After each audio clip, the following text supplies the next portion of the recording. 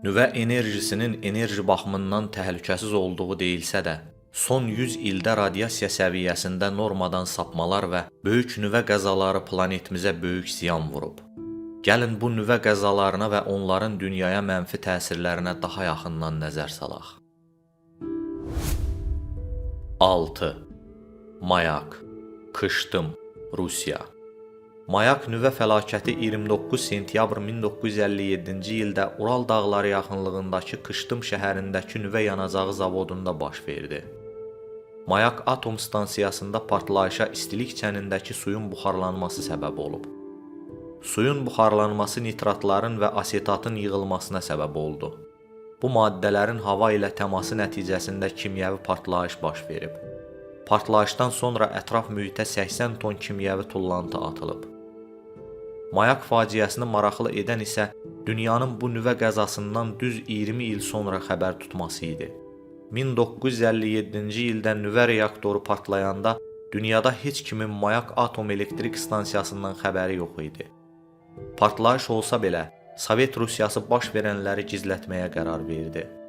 Nüvə qəzası həftəsində Birləşmiş Ştatlar havada radiasiya səviyyəsində böyük dəyişikliklərin olduğunu dərhal anladı. Amma o vaxt onlar həm də böyük nüvə sınaqları keçirirdilər. Bu səbəbdən ABŞ Sovetlərlə birlikdə nüvə fəlakətinə səssiz qaldı. Dünya Mayakda baş verənləri qəzadan 20 il sonra Sovet aliminin etirafı ilə öyrəndi. Amma bu gün də bu partlayışla bağlı hələ də dəqiq məlumat yoxdur. Təəssüf ki, nüvə qəzası nəticəsində nə qədər insan öldüyü, nə qədər insanın zərər çəkdiyi, ətrafdakı yaşayış məntəqələrinin boşaldılıb evakasiya edilib-edilməməsi kimi bir çox suallara cavab tapmaq mümkün deyil.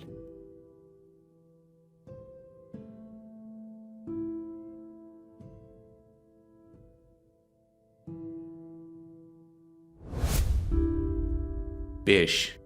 Külək miqyası, İngiltərə. İngiltərənin Cumberland şəhərində yerləşən Windscale nüvə obyekti 2-ci Dünya müharibəsindən sonra atom bombası layihəsi üçün tikilib. Windscale-də nüvə qəzası 10 oktyabr 1957-ci ildə obyektin birinci hissəsində yanğın zamanı baş verdi. 3 gün ərzində yanğını söndürmək mümkün olmayıb və nüvə partlayışı bütün Avropaya yayılıb. Hadisədən sonra əraziyə yaxın yaşayış məntəqələrinin boşaldılmasına ehtiyac olmadığı bildirilib. Bununla belə, obyektin ətrafında 500 kilometr ərazidə yerləşdirilən bütün kənd təsərrüfatı məhsulları məhv edilib. İNES şkalasına görə 5-ci səviyyə kimi qiymətləndirilən bu qəzadan sonra ümumilikdə 240 nəfərə xərçəng diaqnozu qoyuldu.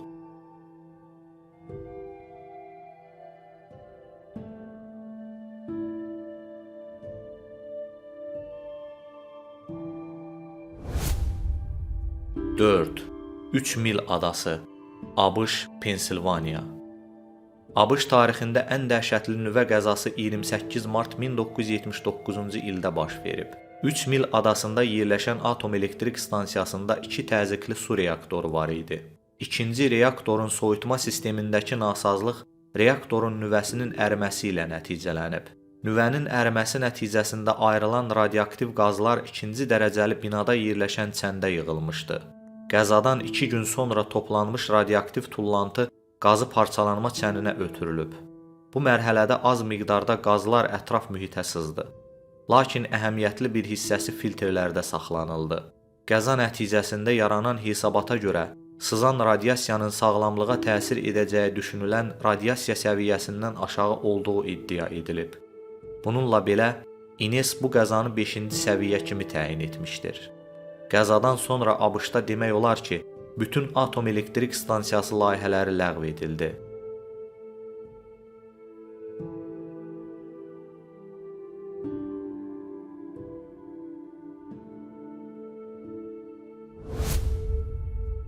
Üç.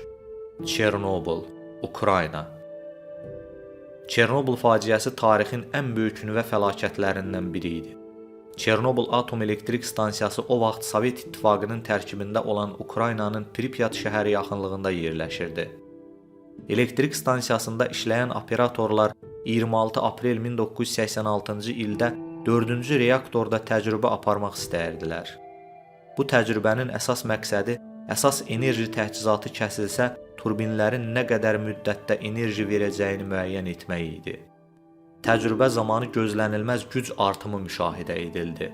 Təcili yardım düyməsi dərhal basıldı, lakin buxar təzyiqi artıq bir sıra reaksiyalara səbəb olurdu. Təzyiq reaktorun 1000 tonluq üst örtüyünü ayırmaq üçün kifayət qədər artmışdı. Bu, yanacaq kanallarını zədələdi və 4-cü reaktorda nüvəsinin əriməsinə səbəb oldu. Reaktorda başlayan yanğın həddindən artıq buxar hasilatı ilə sürətlə atmosferə qalxıb. Beləliklə, Pripyat, Sovet İttifaqı, Avropa, Qaradəniz ölkələri və Türkiyə üzərində nüvə partlayışı buludu yayıldı. Müxtəlif müstəqil araşdırmalar bu fəlakətin birbaşa və ya dolayısıyla 200 min insanın ölümünə səbəb olduğunu bildirir.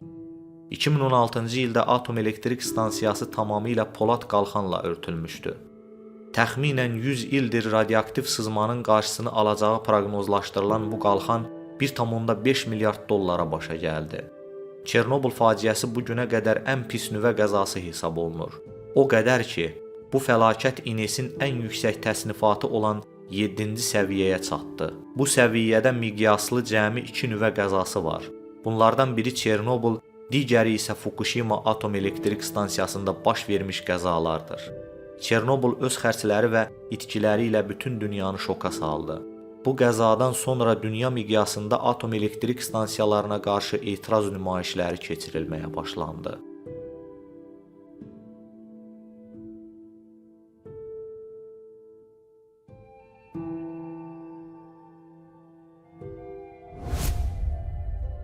İki. Mahama, Yaponiya.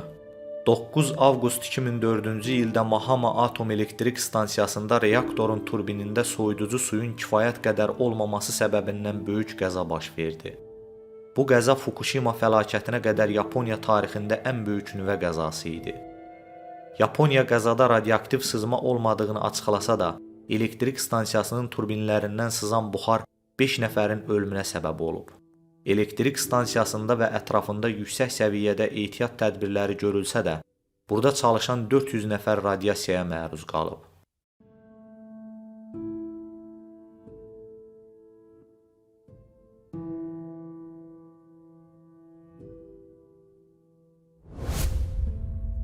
Bir. Fukushima, Yaponiya. 11 mart 2011-ci ildə Yaponiyada 9 bal gücündə zəlzələ baş verdi. Zəlzələdən 45 dəqiqə sonra bütün şəhəri bürüyən tsunami Fukushimada Çernobıldan sonra ən böyük qlobal nüvə fəlakətinə səbəb oldu. Yaponiya eyni gündə 2 fəlakətlə üzləşməli oldu. Dənizin düz kənarında yerləşən atom elektrik stansiyasının enerjisi tsunami səbəbindən kəsilib. Dizel generatorlarına ciddi ziyan dəyib. Bir müddət sonra generatorlar da sıradan çıxıb. Aktiv şəkildə soyudulmalı olan reaktorların həddindən artıq qızması nəticəsində nüvələr əriməyə başladı. Fəlakətə ilk müdaxilə edən 400 nəfərə yaxın insan yüksək dozada radiasiyaya məruz qalıb. Martın 12-sindən elektrik stansiyasının ətrafındakı yaşayış məntəqələrində təxliyəyə başlanılıb. Qəza nəticəsində 160 mindən çox insan yaşayış yerlərini tərk etməli olub. Qəza zamanı ölüm olmasa da, Fukushima atom elektrik stansiyasından sızan radiasiya dünyanı dolaşmağa davam edir. Yaponiyada müntəzəm tibbi müayinələr zamanı bölgədə yaşayan uşaqların 44%-də qalxana bənzər vəzi anomaliyaları aşkar edilib. Fukushima nüvə qəzasından neçə il keçməsinə baxmayaraq, dünyaya yayılan radiasiya azalmaq bir yana artmaqda davam edir. Qəzanın dünyaya gətirdiyi dağıntı o qədər şiddətli idi ki, INES Fukushima fəlakətini 7-ci səviyyəyə qaldırdı. Dünyada ən çox reaktora sahib olan Yaponiya, Fukushima faciəsinə qədər enerjisinin təxminən 30%-ni nüvə enerjisindən alırdı.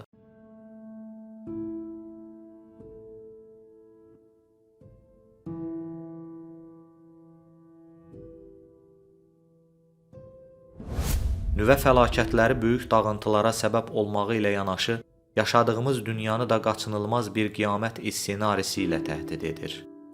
Gəlin hər birimiz insan olaraq sülhü qoruyaq. Çünki müharibələr bizi yalnız məhvə aparır. Sevgi və hörmətlə mən Yusif İsaq.